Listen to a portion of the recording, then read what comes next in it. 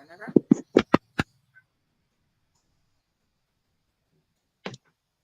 Oke, udah bisa dimulai. Kita mulai, Kak. Iya, udah bisa mulai, Kak.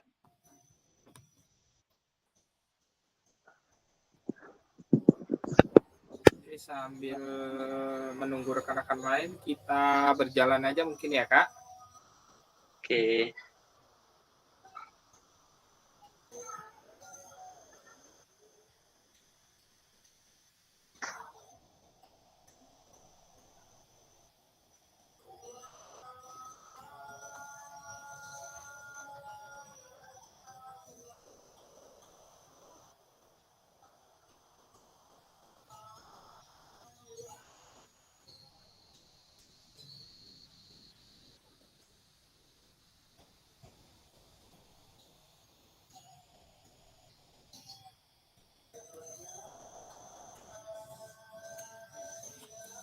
Baik, kakak-kakak, mungkin sambil menunggu rekan-rekan yang belum hadir, kita bisa mulai pelan-pelan. Mudah-mudahan nanti teman-teman yang lain bisa dapat hadir menyusul kita. Sebelumnya minta maaf karena kemarin terkendala jaringan, jadi kita tidak bisa melaksanakan pembelajaran di hari kemarin yang seharusnya ini kan dilaksanakan hari kemarin. Baik kakak-kakak, kita mulai. Sebelumnya Assalamualaikum warahmatullahi wabarakatuh. Selamat malam kakak-kakak semuanya. Semoga kakak-kakak semua diberi kesehatan sehingga dapat melaksanakan aktivitas sehari-hari dengan baik. Iya Kak, nggak apa-apa Kak Halimah. Jadi untuk hari ini kita akan membahas tentang modul 1.3, yaitu pembelajaran yang berpusat pada peserta didik.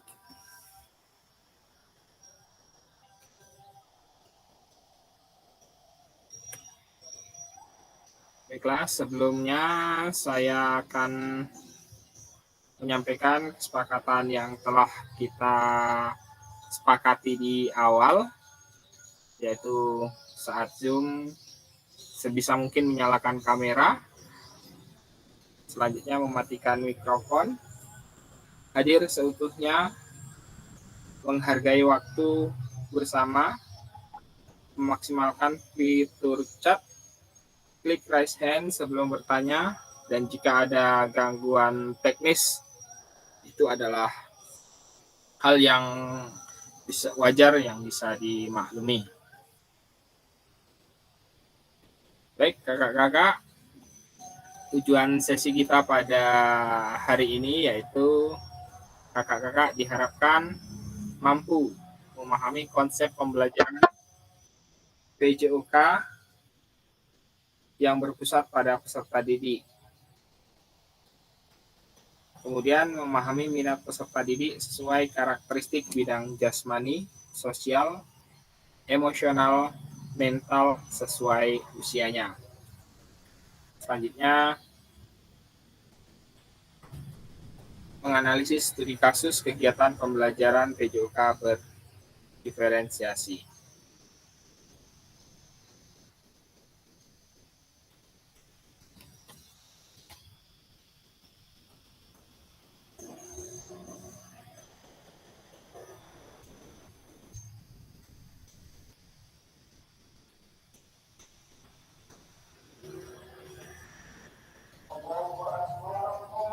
Itu untuk tujuan sesi pembelajaran kita pada hari ini.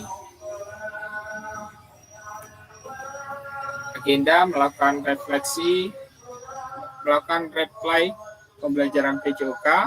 Yang kedua, mengasosiasi aktivitas pembelajaran dengan puzzle aktivitas. Selanjutnya, mencocokkan tabel karakteristik perkembangan peserta didik sesuai usia. Yang keempat, menganalisis kegiatan pembelajaran PJOK berdiferensiasi. Ini agenda kita, pembukaan. Nah, selanjutnya, bagaimana praktik pembelajaran PJOK yang berpusat pada peserta didik? Dan apa itu yang menandakannya? Mungkin dari kakak-kakak udah ada yang membuka modul 1.3.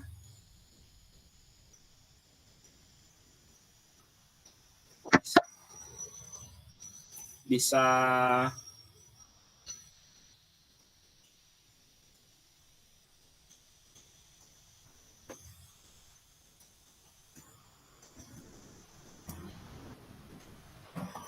menjelaskan kembali gimana atau dapat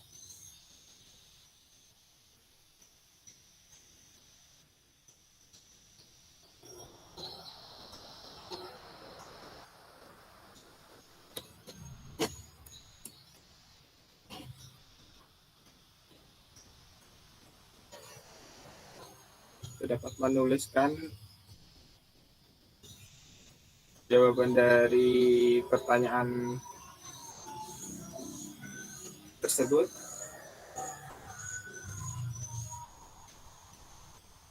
di kolom chat kakak-kakak, silakan.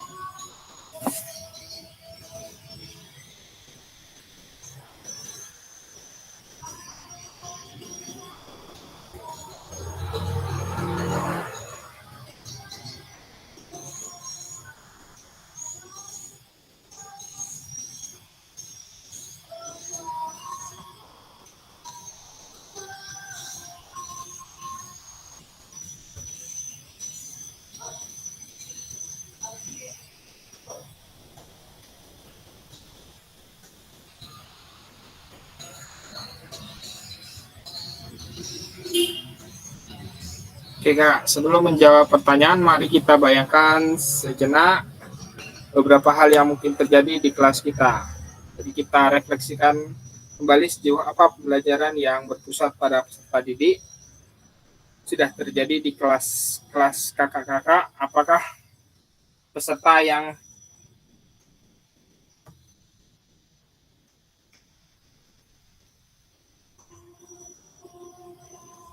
masih ragu untuk memulai pembelajaran BCOK berpusat pada peserta didik sehingga nuansa komando sangat kental rasanya? Apakah saat ini kita masih banyak suara fluid sebagai perintah gerak daripada suara guru saat pembelajaran? Yang kedua, apakah saat pembelajaran semua gerakan peserta didik harus sesuai perintah atau komando guru?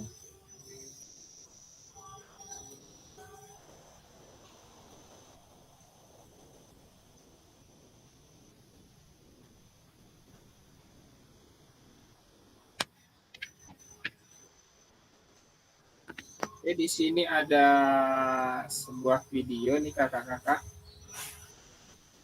Terdengar suaranya kak?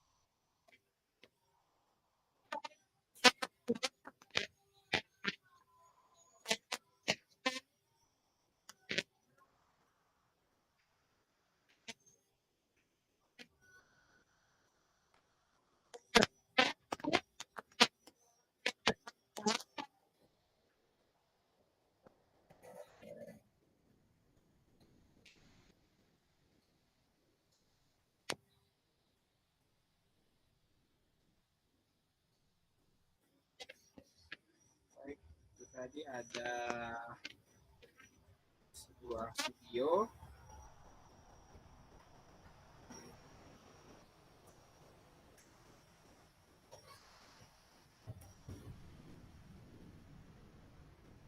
Jadi ini kakak-kakak, seharusnya kita kakak-kakak nanti diminta melakukan gerakan, cuman mungkin karena sudah malam, kasihan juga nanti kakak-kakak berkeringat malam-malam. Jadi kita nextkan aja kak. Ini seharusnya kita kakak-kakak melakukan PP aktivitas pembelajaran. Jadi kakak-kakak akan dibagi dengan capaian pembelajaran peserta didik memahami gerak fundamental. Suaranya kurang jelas ya kak. Jaringan di sana mungkin enggak kak?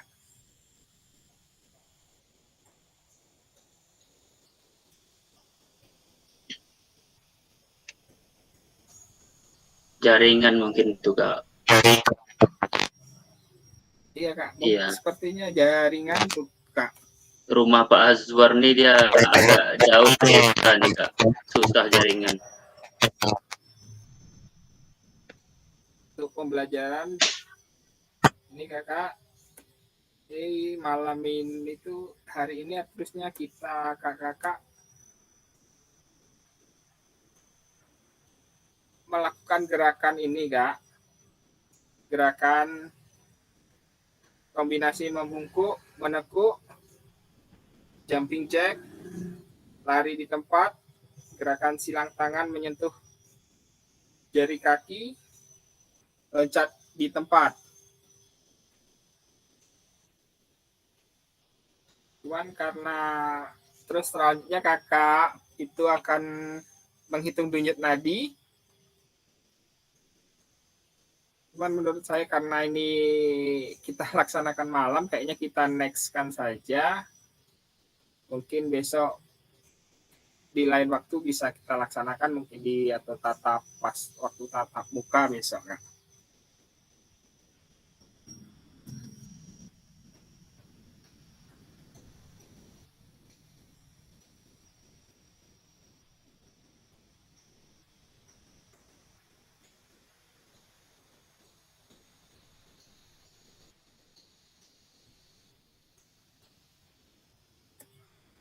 Baik, kakak-kakak langsung saja. Jadi untuk materi pembelajaran berpusat pada peserta didik, ini kita akan mengeksplorasi berbagai aspek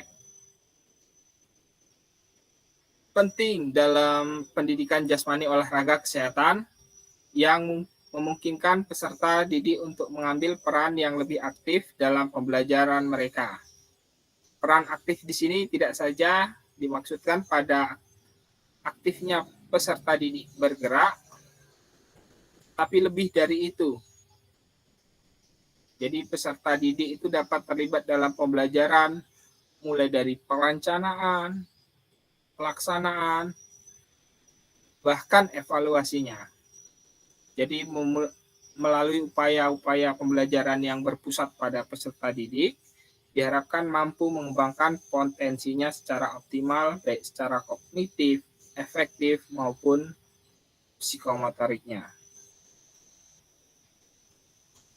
Sehingga hal tersebut dapat dipandang penting karena selama ini baik iklim maupun tuntutan kurikulum modern telah menyepakati secara lugas bahwa peserta didik harus merasa terlibat dalam pembelajaran, di mana salah satu syaratnya adalah bahwa pembelajaran yang dilakukan memberi kesempatan kepada peserta didik untuk bertanggung jawab atas proses dan hasil belajarnya, sedangkan guru bertugas sebagai fasilitator.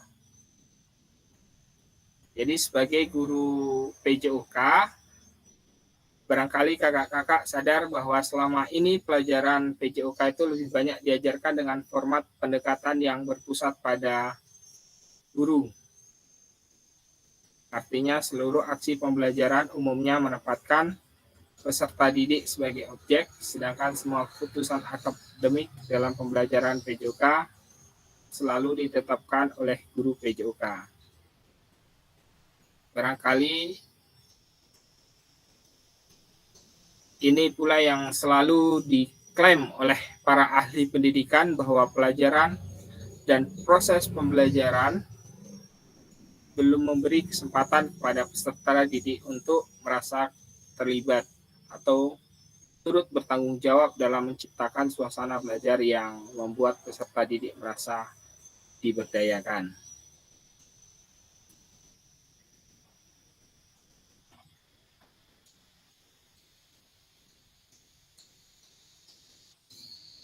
Baik, kakak di sini ada peran guru dan peserta didik dalam pembelajaran student center learning atau pembelajaran yang berpusat pada peserta didik.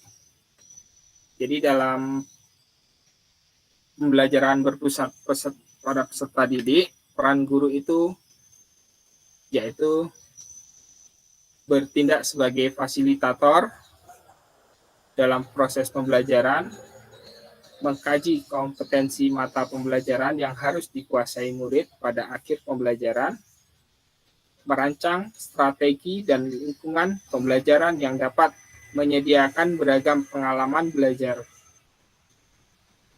Selanjutnya, membantu murid mengakses informasi, menata, dan memprosesnya untuk dimanfaatkan dalam memecahkan permasalahan hidup sehari-hari. Kemudian peran guru selanjutnya yaitu mengidentifikasi dan menentukan pola penilaian hasil belajar murid yang relevan dengan kompetensi yang akan diukur.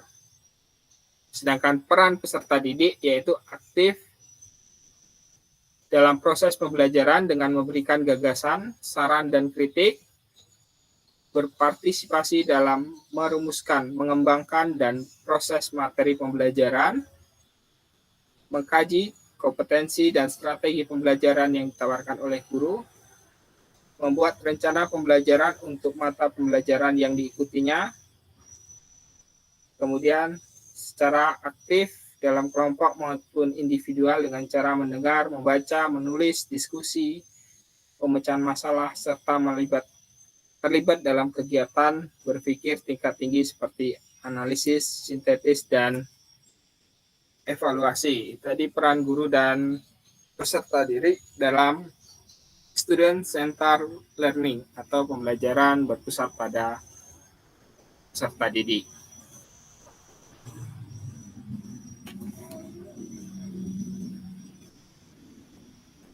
Jadi kakak-kakak dalam SCL itu guru akan berperan sebagai fasilitator dalam proses belajar. Peserta didik akan dilatih untuk memiliki tanggung jawab atas kegiatan belajarnya dengan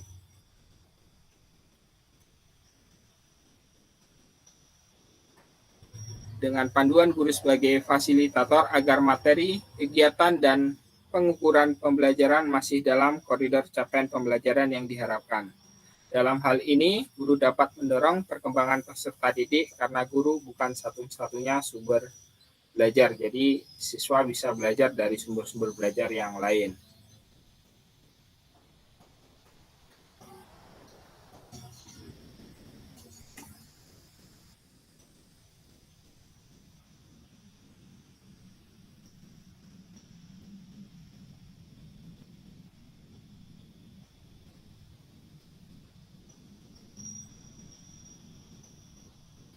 Jenis-jenis pembelajaran student center learning, apa yang pernah Bapak Ibu praktekkan dalam pembelajaran? Mungkin kakak-kakak dari penjelasan tadi atau mungkin kakak sudah membaca modul 1-3 bisa menuliskan jenis-jenis pembelajaran student center learning ini Kak di kolom chat Kak, silakan.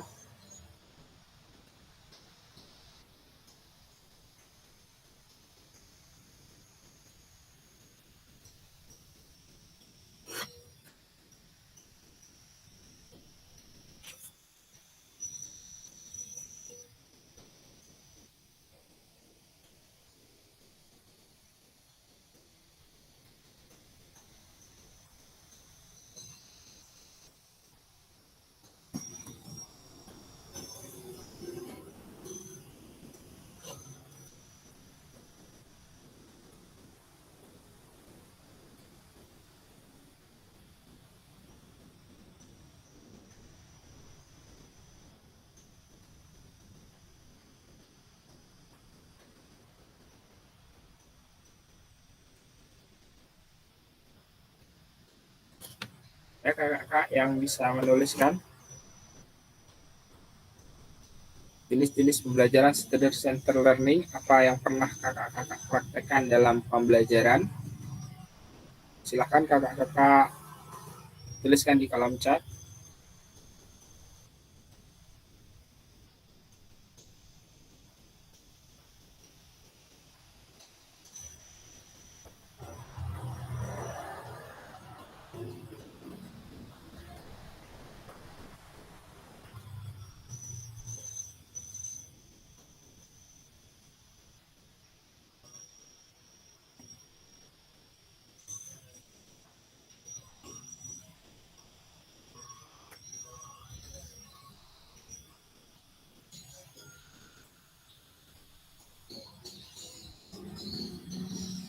Ada kakak-kakak?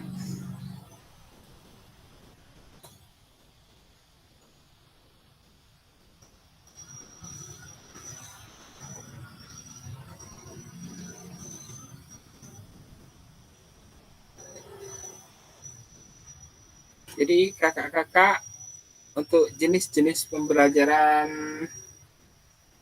student center learning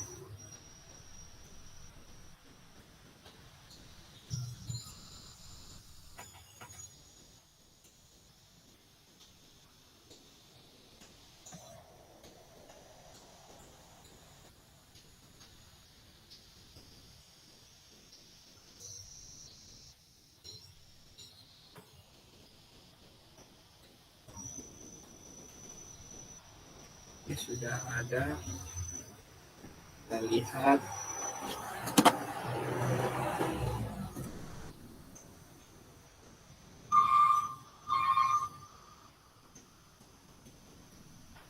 ini dari Kak Jepri. Saat materi PJOK tentang gerak dasar lokomotor dalam permainan bola besar, saya menyuruh siswa melakukan gerakan bermain bola dengan passing bagian dalam bentuk permainan sepak bola di lapangan 10x10.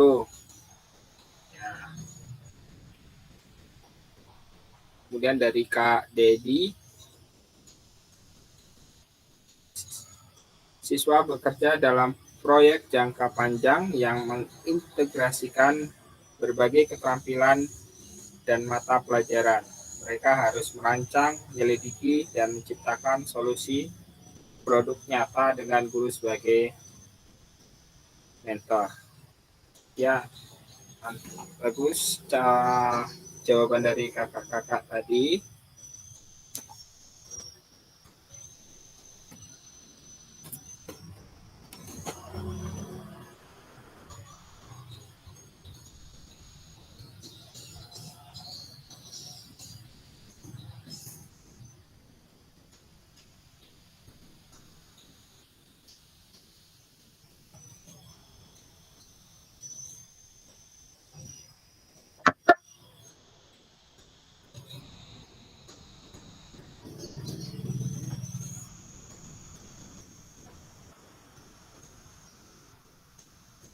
Ada yang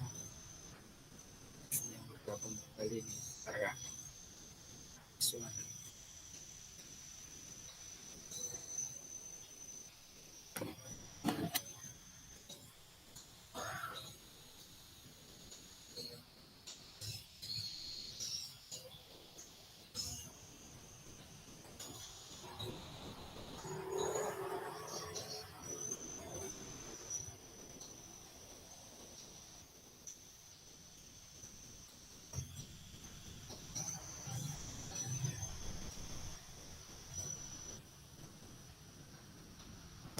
Baik, kakak-kakak, selanjutnya kita akan bahas jenis-jenis pembelajaran student center learning.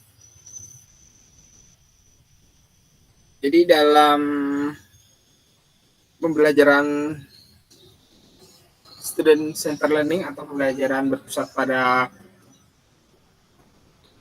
peserta didik itu ada 9 jenis. Yang pertama small group discussion. Yang kedua role play and simulation, discovery learning, self-direction learning, cooperative learning, contextual learning, problem-based learning, collaborative learning, project based learning.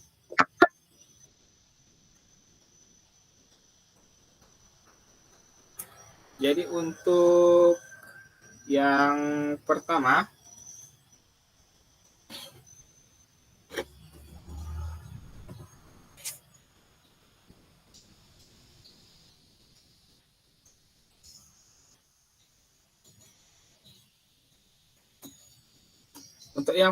small group discussion, itu metode diskusi merupakan model pembelajaran yang melibatkan antara kelompok peserta didik dan kelompok peserta didik atau kelompok peserta didik dengan pengajar untuk menganalisis, menggali, atau memperdebatkan topik permasalahan. Itu untuk jenis small group discussion. Yang kedua ada role play dan simulation. Jadi metode itu berbentuk interaksi antara dua atau lebih peserta didik tentang suatu kelompok, suatu topik atau kegiatan dengan menampilkan simbol-simbol atau peralatan yang menggantikan proses, kejadian, atau sistem yang sebenarnya. Jadi dengan model ini peserta didik mempelajari suatu sistem dengan menggunakan model. Yang ketiga, discovery learning, yaitu metode berbentuk pembelajaran tugas belajar atau penelitian kepada peserta didik dengan tujuan supaya peserta didik dapat mencari sendiri jawabannya tanpa bantuan pengajar. Selanjutnya yang keempat, self-direct learning. Metode ini berbentuk pemberian tugas belajar kepada peserta didik dan membebaskan peserta didik untuk bertanggung jawab terhadap pembelajarannya dengan atau tanpa orang lain yang meliputi aspek kesadaran, strategi belajar, evaluasi, dan keterampilan interpersonal. Yang kelima, jenis pembelajaran SCL yaitu cooperative learning. Model pembelajaran kooperatif adalah kegiatan pembelajaran dengan cara berkelompok untuk bekerja sama, saling membantu, membangun konsep, menyelesaikan persoalan atau inquiry. Yang keenam, contextual learning, pembelajaran kontekstual yang dimulai dengan sajian atau tanya jawab lisan yang ramah, terbuka, negosiasi yang terkait dengan dunia nyata kehidupan peserta didik sehingga akan terasa manfaat dari materi yang disajikan. Motivasi belajar muncul, dunia pikiran peserta didik menjadi konkret dan suasana menjadi kondusif, nyaman, dan menyenangkan. Selanjutnya, problem-based learning.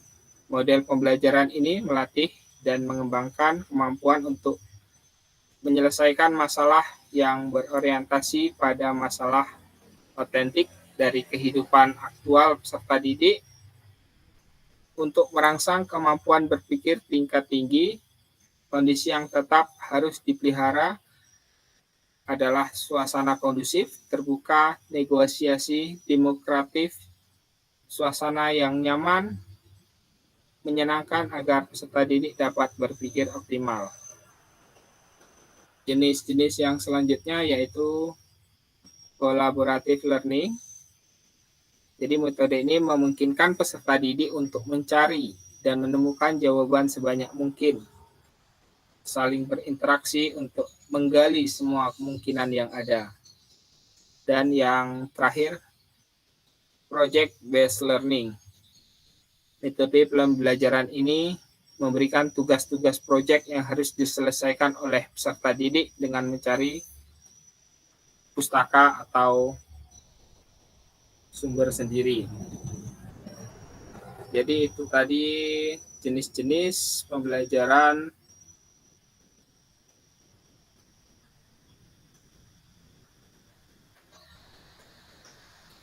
dari pembelajaran yang berpusat pada peserta didik.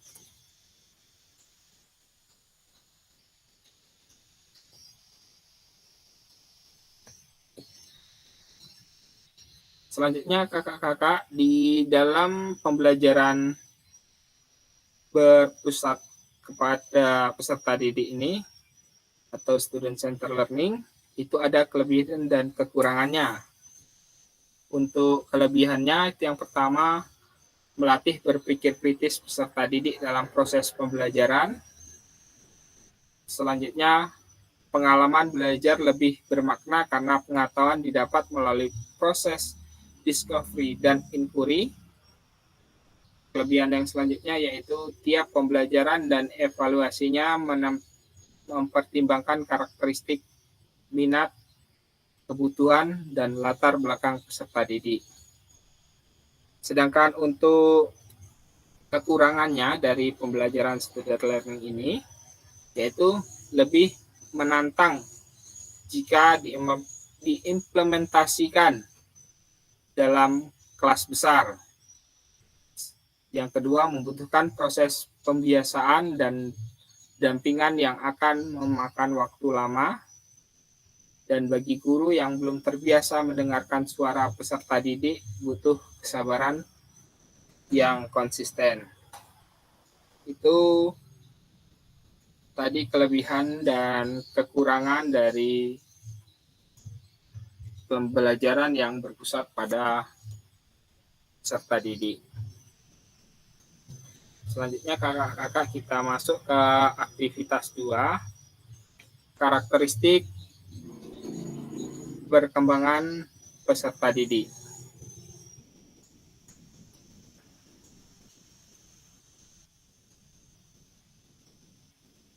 Jadi seiring bertambahnya usia seorang anak, itu akan menunjukkan karakteristik fisik, sosial, emosional, dan mental yang berkembang. Seperti yang telah dibahas di pembelajaran 1 tadi, Student Center Learning mengisyaratkan guru hendaknya mempertimbangkan karakteristik peserta didik dalam menyusun program pembelajaran yang berpusat pada peserta didik. Misalnya, peserta didik PAUD hingga awal usia SD itu biasanya mengembangkan keterampilan motorik kasar mereka, seperti contohnya berlari, melompat, ataupun melempar. Jadi mereka mungkin itu juga sedang mengembangkan keterampilan motorik halus mereka seperti menggenggam dan memanipulasi objek. Jadi guru PJOK dapat memberikan kesempatan bagi anak-anak kecil untuk mengembangkan keterampilan ini dengan menawarkan kegiatan seperti kursus rintangan, senam, dan permainan bola.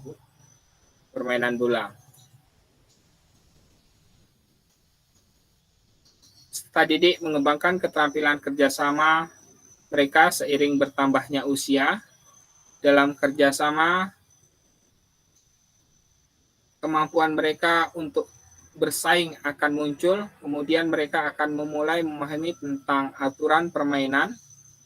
Guru pendidikan PJOK dapat memberikan kesempatan bagi anak-anak yang lebih besar untuk mengembangkan keterampilan ini dengan menawarkan kegiatan seperti olahraga tim, olahraga individu, dan tantangan kebugaran.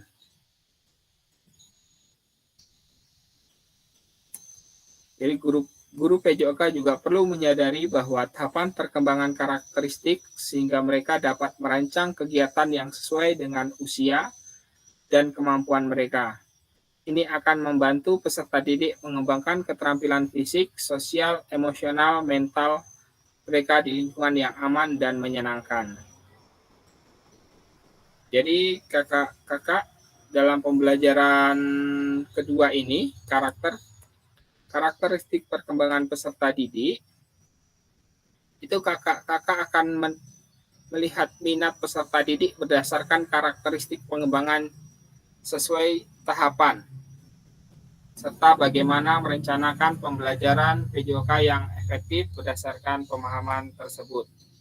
Jadi kita akan memahami karakteristik dan minat anak. baik itu karakteristik jasmani, sosial, emosional, dan karakteristik mental.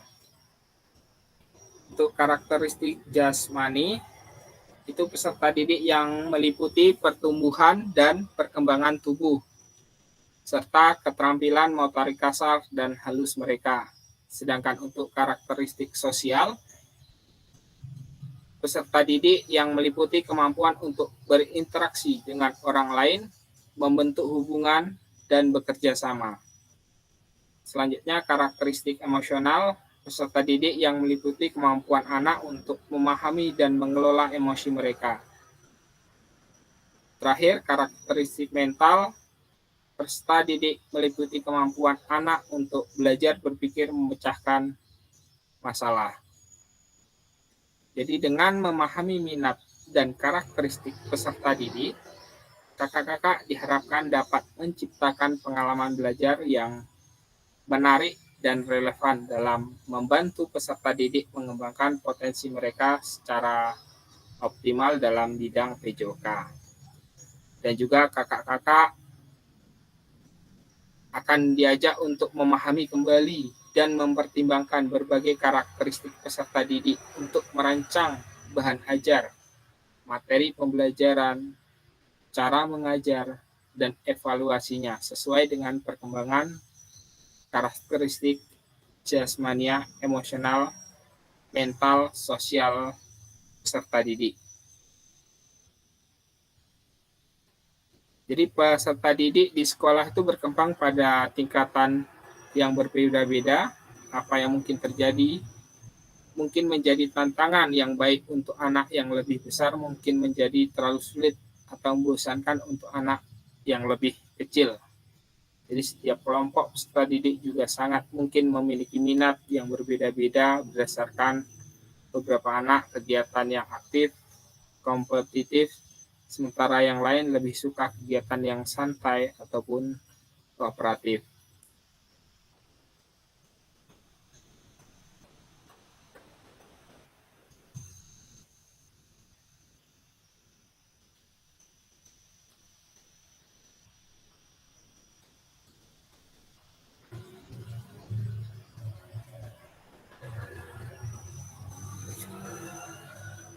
Selanjutnya kakak-kakak ini diminta mencocokkan karakteristik manakah bidang dan usia yang sesuai. Kelihatan kak PowerPoint-nya? Ya. Jadi kira-kira untuk karakteristik atau aktivitas berjalan, berlari, merangkak, memanjat, melompat, menendang, menarik, melempar, dan memukul itu masuk ke bidang mana, Kak? Kalau menurut kakak-kakak. Aktivitas yang tadi aktivitas yang pertama itu, Kak. Masuk ke bidang jasmani, Kak, atau sosial, emosional, atau bahkan mental, Kak. Di aktivitas pertama itu, Kak. Kalau menurut dari kakak-kakak. Nggak jelas tulisannya, Kak. Susah bacanya.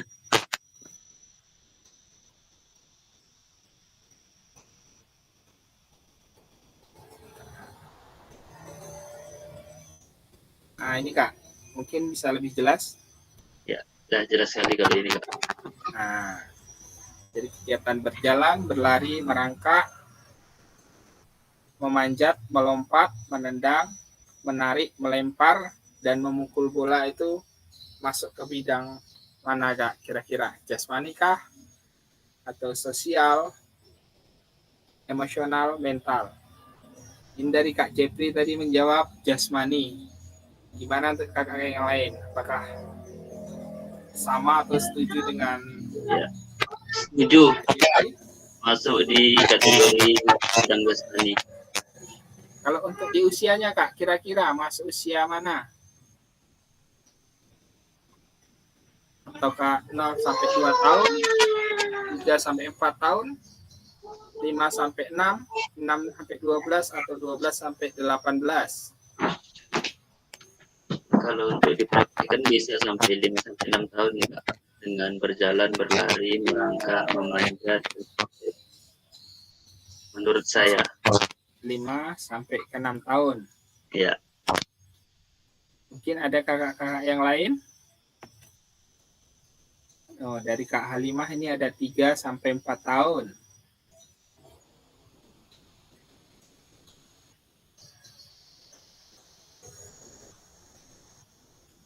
Enam, 12 tahun. 6 sampai 12 tahun. Ya Kak, nanti kita lihat di selanjutnya ada. Ini kalau yang selanjutnya Kak, untuk aktivitas yang kedua. Melompat, menendang, melempar, memanjat, memukul. Untuk sebentar. Aktivitas yang 2, anak pada usia ini mulai mengembangkan rasa diri mereka sendiri dan belajar untuk memahami perasaan orang lain. Mereka juga mulai belajar bergaul dengan teman sebaya mereka.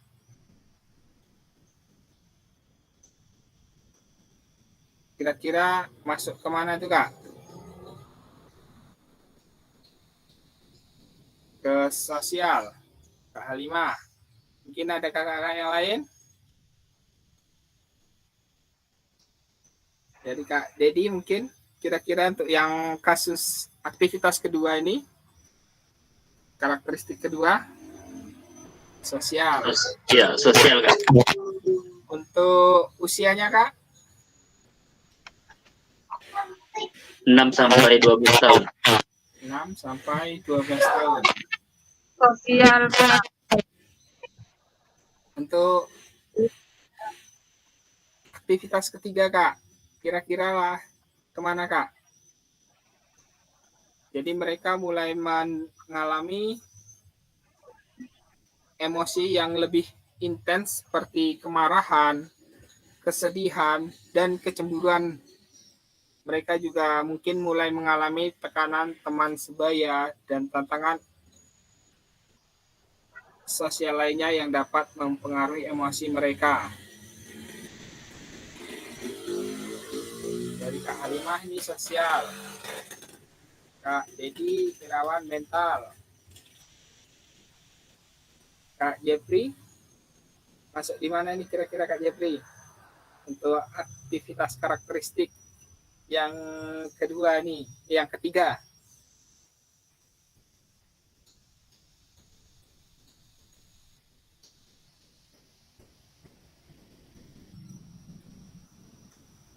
Mental. Oke, kalau untuk yang keempat Kak, anak-anak mulai belajar untuk memahami dan mengelola emosi mereka, serta untuk bernegosiasi dan menyelesaikan konflik. Ini masuk kemana Kak kira-kira?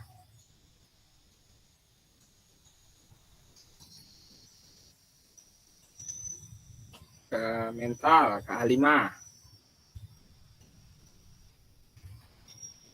Dari Kak Dedi. Kak Jeffrey emosional.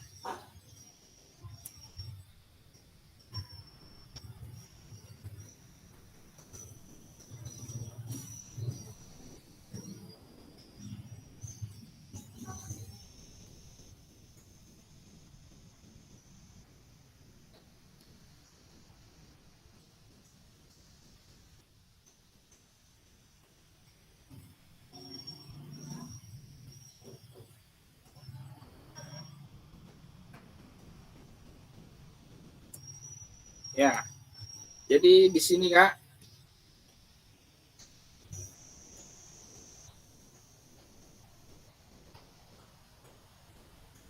nah,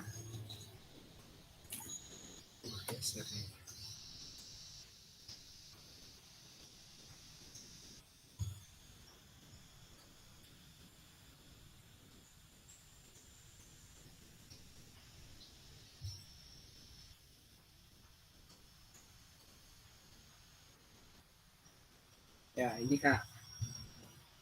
Jadi berikut karakteristik bidang dan usia yang sesuai. Jadi untuk yang pertama tadi Kak, berjalan,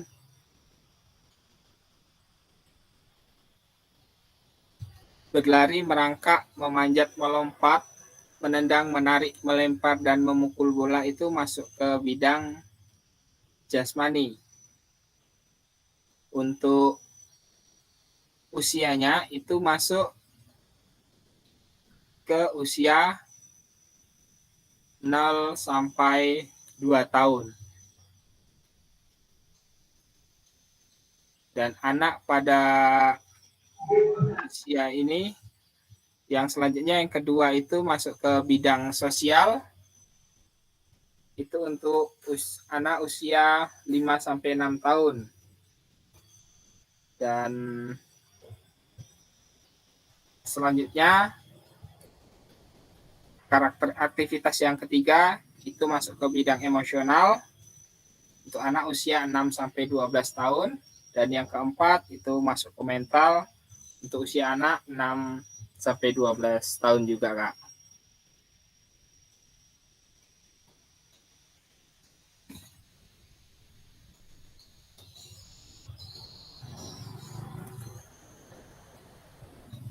Jadi kakak-kakak, perkembangan karakteristik emosional,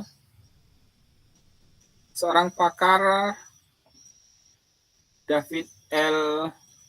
Gallahue dalam pendidikan jasmani perkembangan untuk anak sekolah dasar saat ini menyatakan bahwa perkembangan emosional anak-anak tidak selalu sebanding dengan perkembangan fisik mereka. Gallahue juga membahas peran pendidikan jasmani dalam perkembangan emosional anak-anak.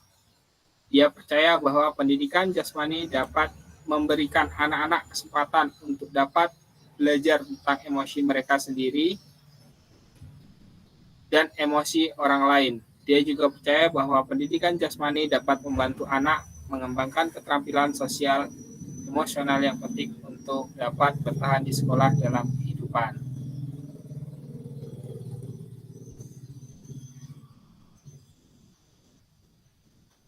Jadi kakak-kakak ada beberapa karakteristik yang dapat ditemukan dalam setiap rentang usia.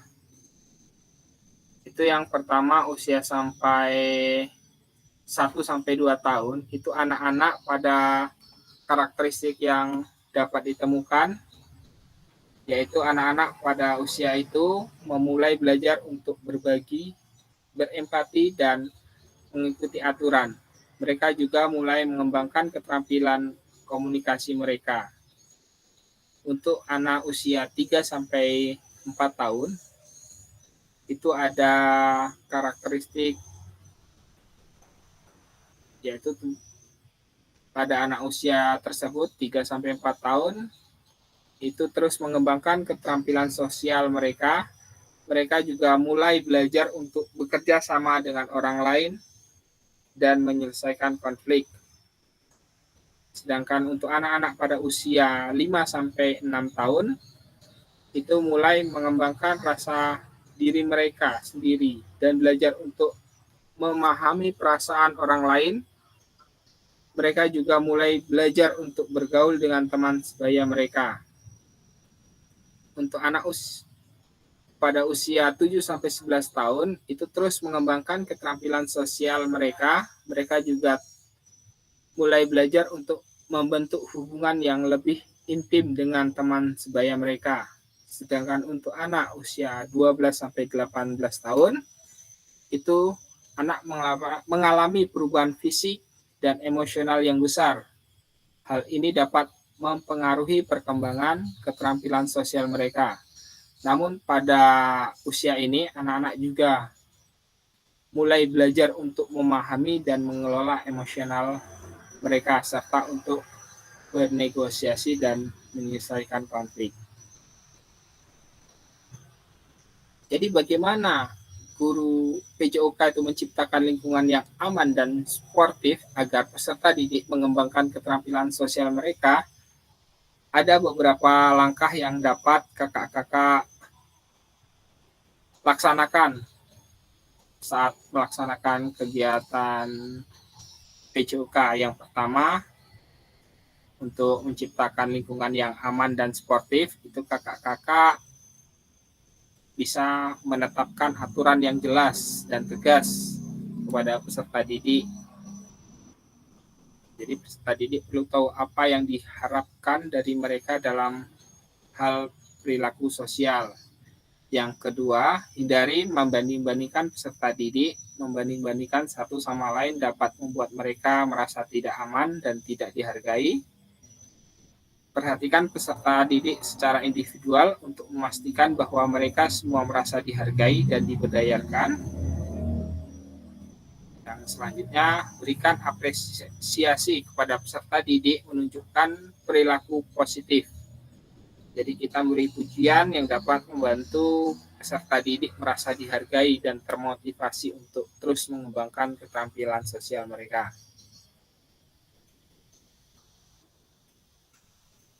Langkah yang selanjutnya yaitu gunakan pembelajaran kooperatif untuk melatih kerjasama dan penyelesaian masalah sesuai karakteristik masing-masing usia perkembangan. Dan selanjutnya, yaitu guru juga membutuhkan kesabaran tingkat tinggi untuk mengembangkan keterampilan sosial, membutuhkan waktu, tidak perlu langsung menyerah ketika menemukan peserta didik yang masih egois mengambil alih permainan kelompok. Kadang mereka juga butuh bantuan guru untuk mengingatkan dan bersabar. Guru PJOK hendaknya konsisten, targetkan perubahan perilaku yang diinginkan, catat progres keterampilan sosial yang ditunjukkan peserta didik dari waktu ke waktu. Tujuannya agar perubahan kecil tetap dapat kakak-kakak lihat dan dapat mengapresiasi diri sendiri dan peserta didik.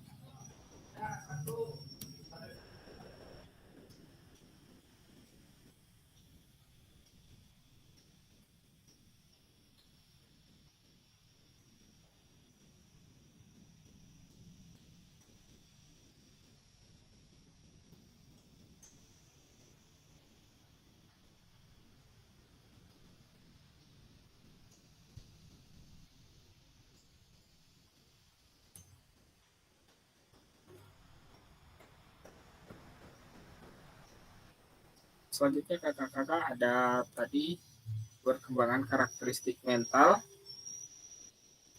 perkembangan kognitif dan mental adalah konsep yang erat hubungannya dalam pertumbuhan dan proses pembelajaran yang dialami manusia. Kedua istilah ini mengacu pada proses di mana individu memperoleh dan menyempurnakan kemampuan intelektual, kemampuan pemecahan masalah,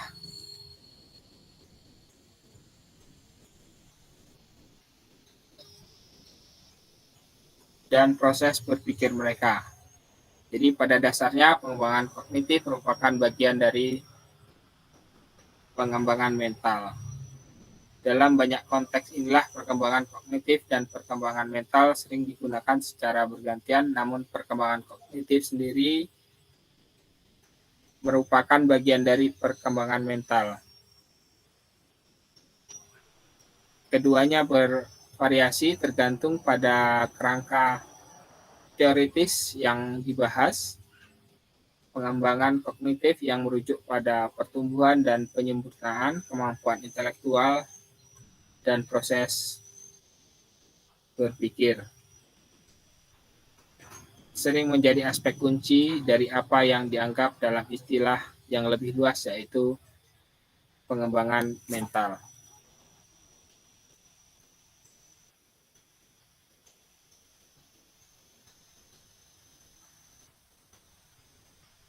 Selanjutnya, kakak-kakak, ini kita diminta berdiskusi, apa pentingnya guru mengetahui karakteristik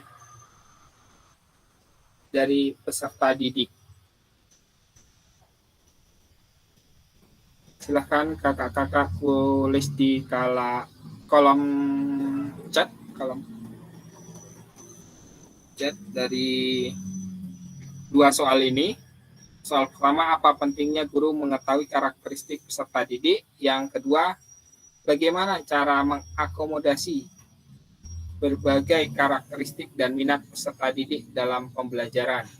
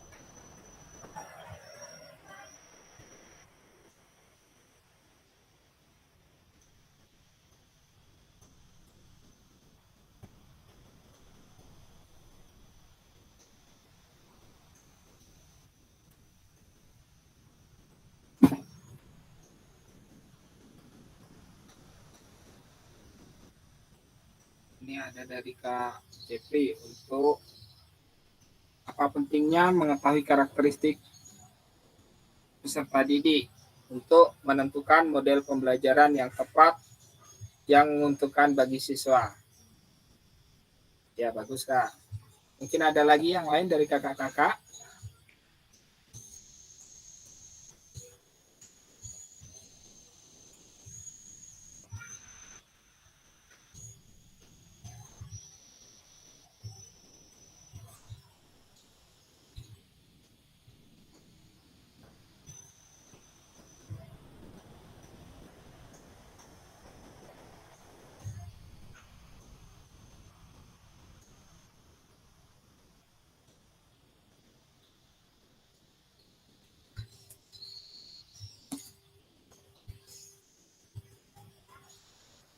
Pertanyaan yang kedua, bagaimana cara mengakomodasi berbagai karakteristik dan minat peserta didik dalam pembelajaran, Kak?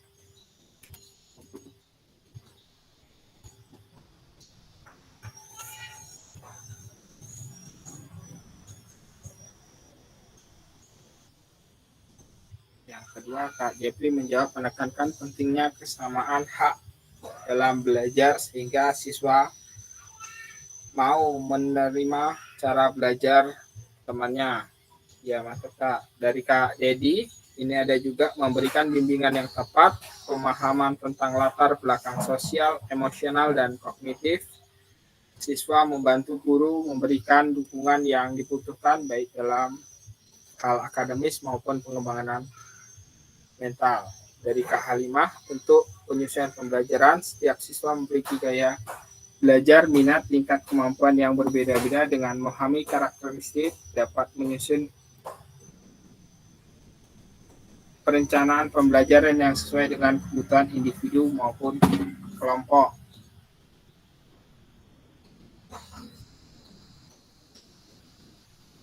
Ya, jadi kakak-kakak, apa pentingnya guru memahami karakteristik peserta didik? Itu yaitu dengan memahami minat dan karakter peserta didik, kita sebagai guru itu dapat menciptakan pengalaman belajar yang menarik, relevan, sehingga dapat membantu peserta didik mengembangkan potensi mereka secara optimal dalam bidang BCUK. Itu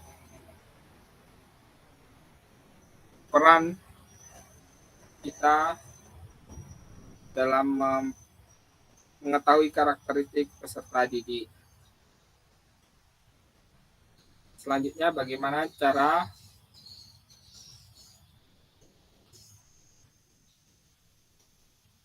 mengakomodasi berbagai karakteristik dan minat peserta didik dalam pembelajaran. Jadi jawabannya ini Kak, salah satunya dengan pembelajaran berdiferensiasi.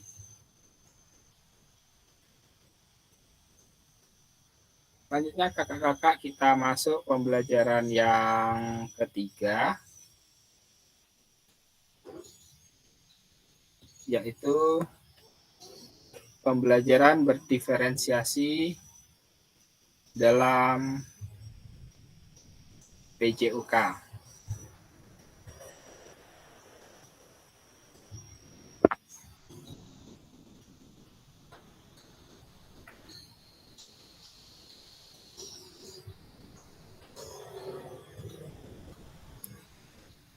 Jadi pembelajaran berdiferensiasi dalam PJUK.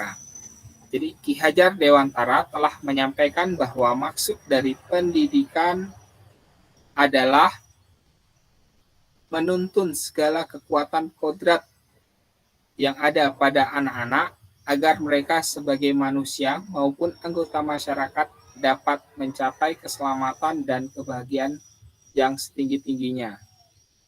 Sebagai pendidik, kakak-kakak tentu menyadari bahwa setiap anak-anak adalah unik dan memiliki kodratnya masing-masing yang dicerminkan juga dalam berbagai karakteristik yang telah disampaikan dalam pembelajaran 2. Tugas kita sebagai guru adalah menyediakan lingkungan belajar yang memungkinkan setiap anak untuk dapat tumbuh dan berkembang secara maksimal sesuai dengan kodratnya masing-masing.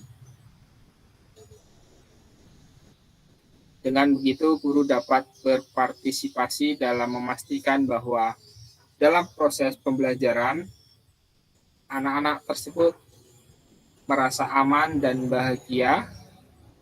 Setiap peserta didik yang duduk di kelas kita adalah individu yang unik, dan ini seharusnya menjadi dasar dari praktik-praktik pembelajaran yang kita lakukan di kelas dan di sekolah,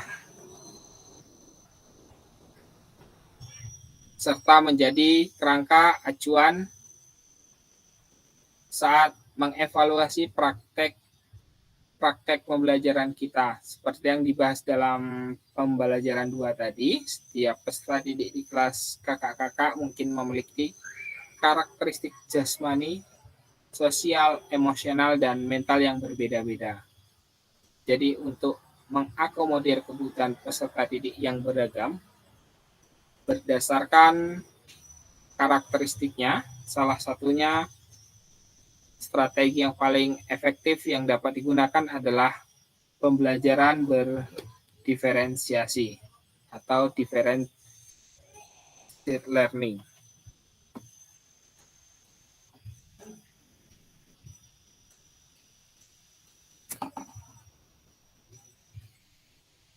Jadi pembelajaran berdiferensiasi adalah usaha guru untuk menyesuaikan pembelajaran di kelas untuk memenuhi kebutuhan pembelajaran individu murid menurut Tomlinson.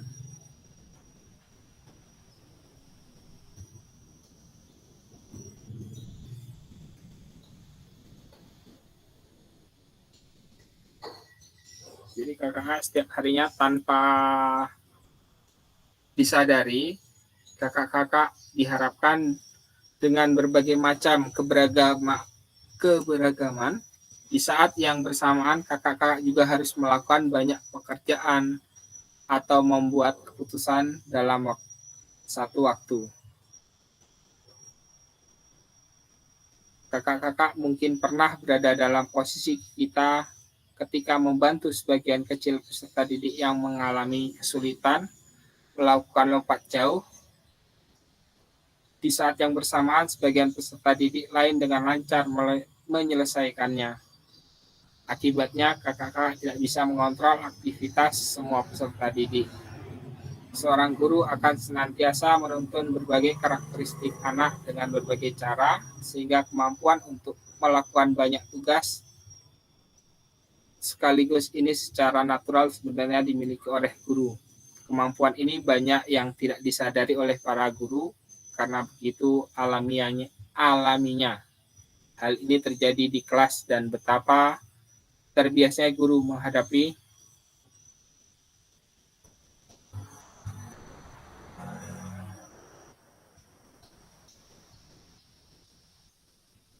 betapa terbiasanya menghadapi tantangan ini. Semua usaha tersebut tentunya dilakukan oleh guru dengan tujuan untuk memastikan setiap peserta didik di kelasnya sukses dalam proses pembelajarannya. Jadi pembelajaran diferensiasi adalah usaha guru untuk menyesuaikan pembelajaran di kelas untuk memenuhi kebutuhan belajar individu murid menurut Tomlinson. Dalam kelas yang mengimplementasikan pembelajaran berdiferensiasi, seorang guru melakukan upaya yang konsisten untuk merespon kebutuhan belajar peserta didik. Dengan kata lain, semua peserta didik belajar materi yang serupa, tapi strategi untuk merancang tujuan bersama tergantung pada tingkat perkembangan individu dan gaya belajar peserta didik. Dalam pengajaran berdiferensiasi, ada 3 elemen kurikulum dapat dibedakan berdasarkan kebutuhan peserta didik, yaitu konten, proses, dan produk. Pembelajaran berdiferensiasi dapat diterapkan dalam berbagai macam kurikulum, karena yang menjadi pertimbangan guru dalam menyajikan aktivitas pembelajaran adalah bagaimana konten dan aktivitas yang disajikan dapat mewadahi setiap karakteristik peserta didik dengan kodratnya masing-masing. Jadi dalam bukunya Tomlinson yang berjudul How to Differentiate Instruction in Mixed Ability Classroom menyampaikan bahwa kakak-kakak dapat melihat kebutuhan belajar peserta didik berdasarkan 3 aspek. Yang pertama, kesiapan belajar peserta didik. Kesiapan belajar peserta didik bukan diukur dari tingkat intelektualitas. Kesiapan belajar peserta didik lebih merujuk kepada informasi tentang apa saja pengetahuan atau keterampilan yang dimiliki peserta didik saat ini untuk membantu memahami konsep aktivitas yang akan dipelajari.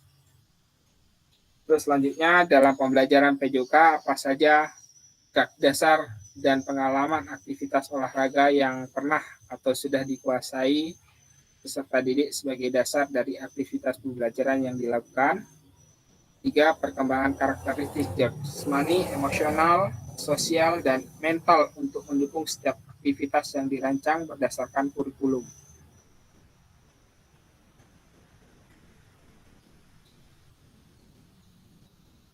Selanjutnya ada minat peserta didik. Di samping perkembangan karakteristik yang menjadi pertimbangan dalam memilih aktivitas PJOK,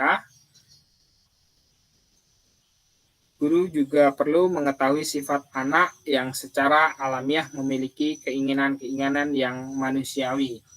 Minat peserta didik akan membantu guru untuk menyiapkan kegiatan dan pola interaksi yang dibutuhkan ketika mengajar PJOK. Ada beberapa keinginan anak. Yang pertama, keinginan anak untuk menjadi sehat secara fisik,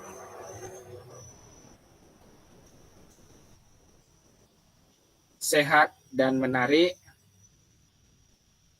keinginan untuk bermain, selanjutnya hasrat akan pengetahuan, keinginan untuk sukses, pengakuan dan kepuasan, selanjutnya keinginan untuk kompetensi sosial dan emosional, terus ada keinginan untuk bersaing, keinginan untuk mengambil resiko, petualangan dan kegembiraan, keinginan untuk ekspresi ritmis, keinginan untuk ekspresi kreatif. Tadi ada 9 mungkin keinginan anak tersebut. Terus yang selanjutnya yaitu profil belajar peserta didik. Berdasarkan kesiapan belajar peserta didik dan minat peserta didik yang diidentifikasi, guru PJOK dapat menyusun dokumen profil belajar peserta didik. Dokumen ini dapat dibuat oleh guru dalam awal tahun ajaran atau bersama wali kelas. Dan guru PJOK juga dapat memperbarui profil belajar peserta didik berdasarkan observasi yang terus berjalan sepanjang tahun pembelajaran. Hal ini akan memudahkan guru dalam menyusun pembelajaran peserta didik yang sesuai dengan karakteristik peserta didik dan menghadirkan pembelajaran yang berpusat pada peserta didik.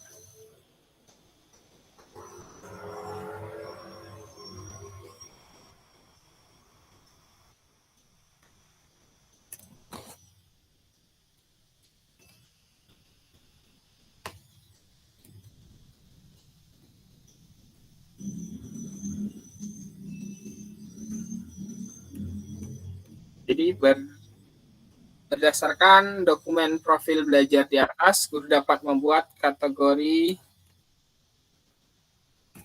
Ya Kak Jepri, ada yang mau ditanyakan?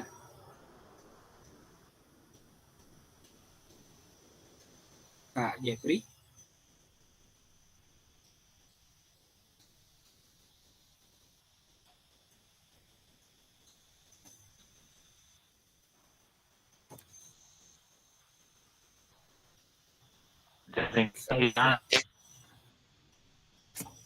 Gimana Kak?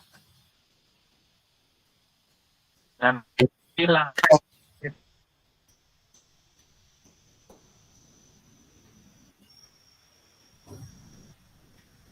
Gimana Kak Jepri?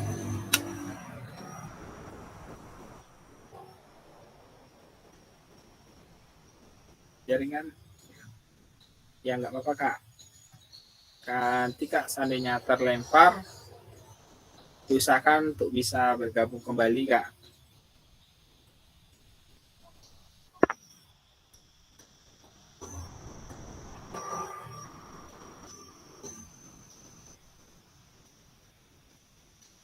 Selanjutnya strategi pembelajaran berdiferensiasi dalam PJOK. Setelah mengetahui kebutuhan belajar peserta didik, guru dapat merencanakan dan melakukan sebuah pembelajaran yang diharapkan dapat merespon atau memenuhi kebutuhan belajar peserta didik, sehingga dapat mencapai tujuan. Apa saja yang diferensiasikan agar pembelajaran sesuai dengan karakteristik peserta didik dan berpusat pada peserta didik? Ini ada 3. Diferensiasi konten, diferensiasi proses, dan diferensiasi produk. Untuk diferensiasi konten adalah apa yang kita ajarkan kepada peserta didik. Konten merupakan materi atau bahan ajar, dan materi belajar dapat berupa pengetahuan, konsep, atau keterampilan yang harus dikuasai oleh peserta didik sesuai dengan standar kurikulum. Untuk diferensiasi konten itu merujuk pada tujuan pembelajaran tetap sama untuk semua peserta didik, strategi pengorganisasi konten, format penyampaian konten. Contohnya berlari 1 km dapat dilakukan dengan sprint, lari estafet, atau halang rintang. Contoh penerapan diferensiasi konten. Sesuai dengan penjelasan di atas, bahwa konten adalah apa yang kita ajarkan kepada peserta didik yang bentuknya bisa berupa materi atau bahan ajar seperti pengetahuan, konsep, keterampilan yang harus dikuasai oleh peserta didik. Sebagai petunjuk bagi kakak-kakak, mendiferensiasikan konten dapat dilakukan dengan cara menyajikan materi dengan sedikitnya 2 cara, yaitu intratas dan intertas. Intratas berarti dalam tugas yang sama, artinya konten yang sama, satu gerakan, dibedakan menjadi beberapa subgerakan berdasarkan tingkat kesulitannya atau berdasarkan gerak tubuh, ruang, usaha, dan keterhubungannya yang digunakan. Sedangkan intertas berarti di dalam tugas yang berbeda, artinya guru menyediakan beberapa tugas gerak yang berbeda yang level kesulitannya sama untuk dipilih oleh anak berdasarkan minat dan kegemaran anak untuk diferensiasi konten di jenjang SD. Bisa jadi setiap konten tersebut dipelajari atau dilakukan oleh anak dengan memasukkan konsep gerak yang sama. Penetapan tahap dapat dilakukan dengan menggunakan prinsip, metode bagian, atau progresif. Tahap yang dilakukan dihasilkan tentu hasilnya berbeda. Jadi dengan demikian, pada intratas ini guru memilih satu konten, gerakan atau keterampilan ataupun teknik dasar.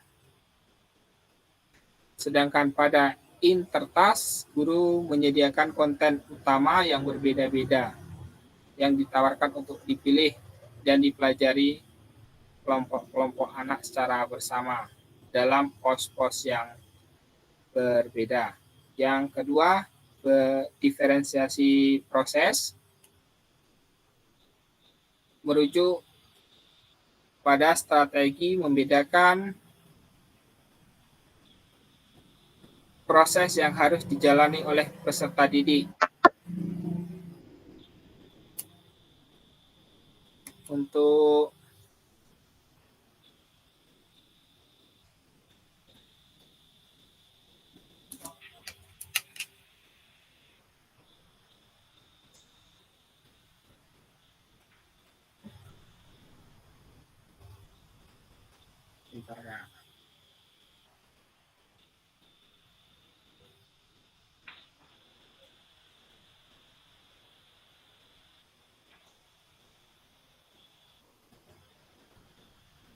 selanjutnya, yaitu berdiferensiasi proses. Tadi diferensiasi proses merujuk pada strategi membedakan proses yang harus dijalani oleh peserta didik. Jadi proses ini mengacu pada bagaimana peserta didik akan memahami dan memaknai apa informasi atau aktivitas yang dipelajari.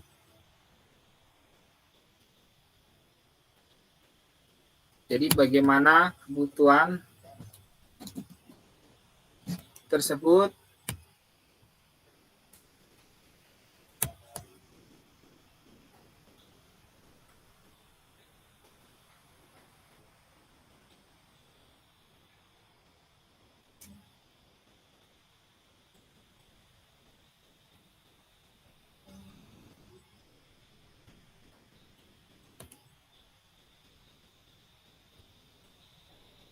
contoh penerapan proses diferensiasi proses.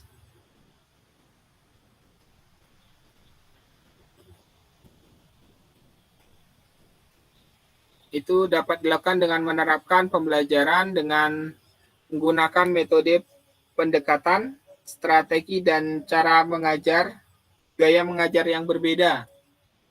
Jika di tahap diferensiasi konten, materi yang akan ditawarkan kepada peserta berupa konten yang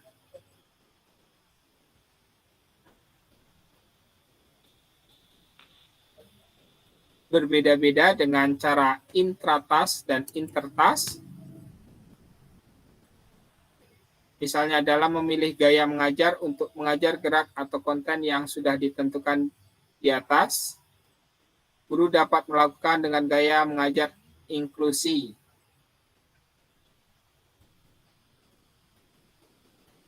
Bisa juga memilih gaya mengajar lain seperti latihan, periksa diri, berbalasan, bahkan gaya mengajar problem dan lead discovery.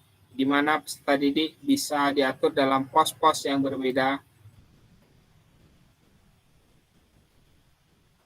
Di setiap pos tersebut, anak memiliki tingkat keterampilan yang dipandang paling sesuai dengan tingkat kemampuannya.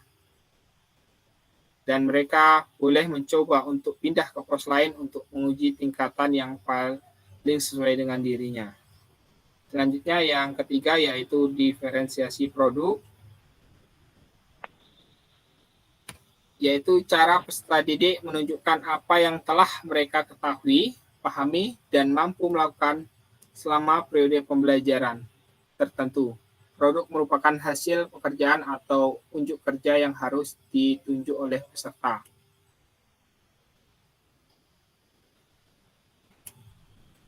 Contoh penerapannya,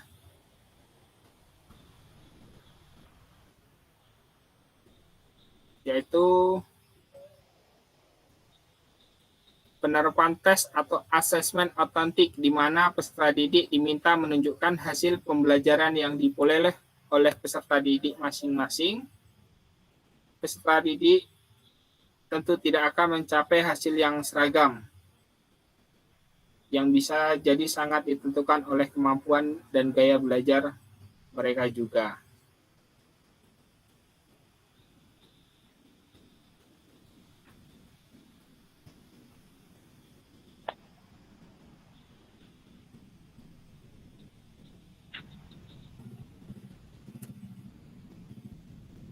Oke, kakak-kakak.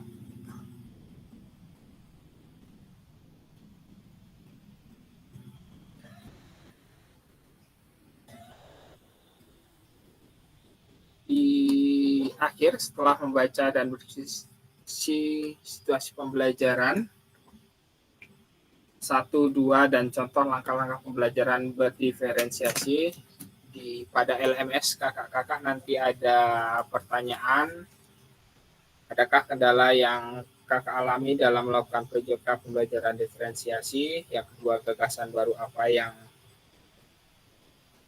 kakak-kakak dapatkan dari contoh penerapan strategi berdiferensiasi di dalam modul. Jadi setelah sesi ini, kakak-kakak nanti diminta untuk hasil refleksi modul 1.1 di LMS. Gunakan pertanyaan refleksi untuk menulis refleksi dari kakak-kakak. Jadi pada sesi akhir kita hari ini, kakak-kakak yang pertama memahami konsep pembelajaran PJOK yang berpusat pada peserta didik, memahami minat peserta didik sesuai karakteristik bidang jasmani, sosial, emosional, dan mental sesuai usianya, menganalisis studi kasus kegiatan pembelajaran PJOK berdiferensiasi. Dan terakhir, terima kasih.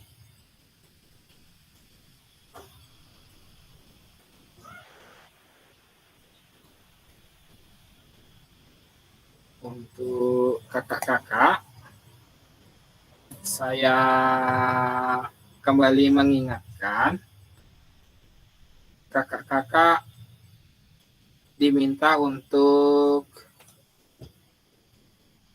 mengerjakan tugas-tugas yang ada di LMS-nya, Kak. Jadi di PMM itu, di LMS itu kakak-kakak ada beberapa tugas yang harus kakak-kakak kerjakan.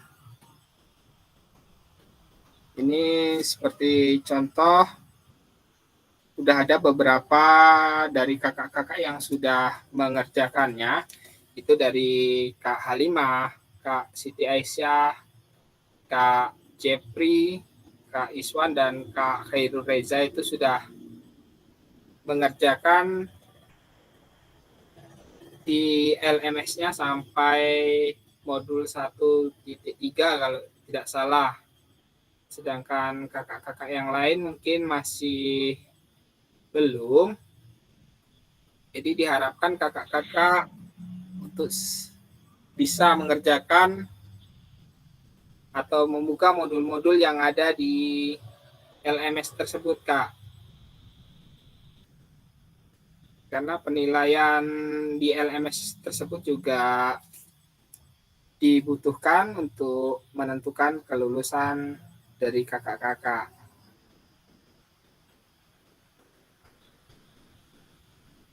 Begitu ya kakak-kakak.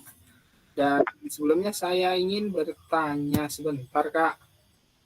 Ini kan peserta kita di kelas 6 ini ada 13 ya Kak, kalau tidak salah.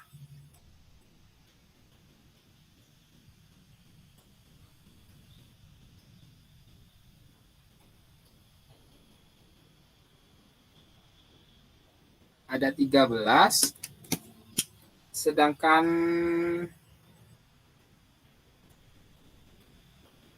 selama tatap maya ini kemarin saya tidak melihat Kak Sukarti, Kak Hendra Dadang. Itu gimana ya Kak kira-kira Kak?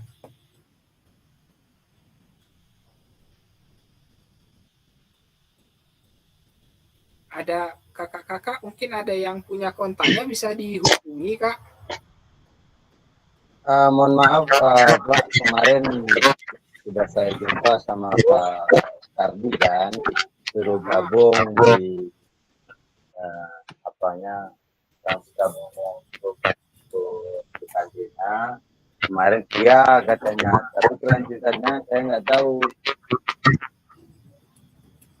Tapi sudah saya sampaikan dia. Iya Kak, ini soalnya untuk PKG ini Kak, itu kakak-kakak tuh kehadiran dinilai, kehadiran saat tatap maya ini itu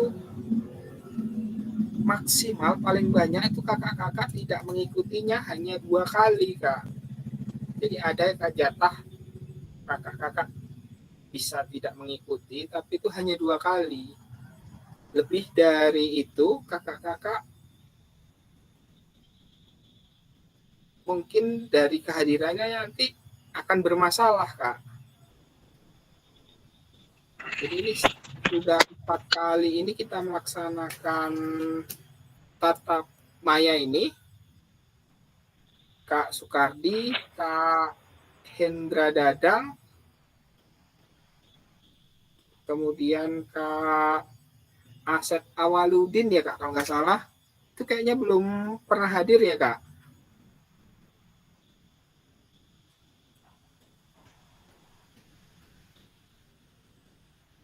Itu kalau Pak Dadang belum pernah saya jumpa. Itu Pak Dadang mungkin saya kenal lah Pak Dadang. Dia di kecamatan apa? Nggak tahu namanya yang di tadi ini yang videokannya. Kalau saya tahu Dadang yang ngambil untuk dengan videokan saya hubungi. Kemarin Pak Kardi saya hubungi. Kalau bisa dikomunikasikan lagi untuk kakak-kakak yang lain mungkin dari Kak Muslim, Kak Dedi, Kak Maya, Kak Azwar, mungkin jika ada kesempatan bisa dicek kembali, dibuka LMS-nya ya Kak. Untuk dapat melihat modul-modul yang ada pada LMS atau mungkin ada tugas-tugas yang bisa untuk dikerjakan. Kemarin saya sudah mengerjakan itu Kak. 1.3 kayaknya udah selesai semua. Bahkan saya masuk di 1.4 tapi belum bisa dibuka. Apa nggak tersimpan gitu Kak? Coba nanti saya cek lagi Kak. Oke Kak. Oke, baik kakak-kakak, terima kasih atas waktunya malam hari ini. Mohon maaf karena kemarin terkendala jaringan dan listrik, kita tidak bisa melaksanakan sehingga kita laksanakan malam hari ini. Besok kita masih ada tatap muka lagi Kak, besok di hari Jumat. Mungkin di akhir pembelajaran ini sebelum diakhiri kita foto bersama dulu. Kakak-kakak mungkin bisa aktifkan kameranya.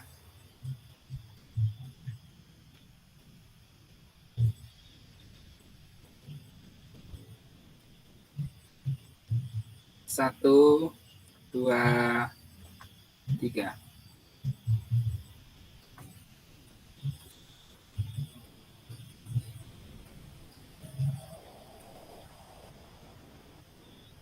Mungkin boleh ganti kayak Kak, komando Kak. Satu, dua, tiga. Bentar Kak. Satu, dua, tiga. Oke, kakak-kakak terima kasih atas waktunya. Jika ada kesalahan saya mohon maaf. Kita akhiri kegiatan kita pada hari ini dengan mengucapkan telah bersama-sama alhamdulillahirabbil alamin. Sampai jumpa di tatap maya kelima besok hari Jumat. Kalau tidak ada kendala siang kita laksanakan ya Kak. Besok ada tatap maya Kak. Masian. Oke Kak, saya akhiri. Assalamualaikum warahmatullahi wabarakatuh. Selamat malam kakak-kakak semuanya. Istirahat.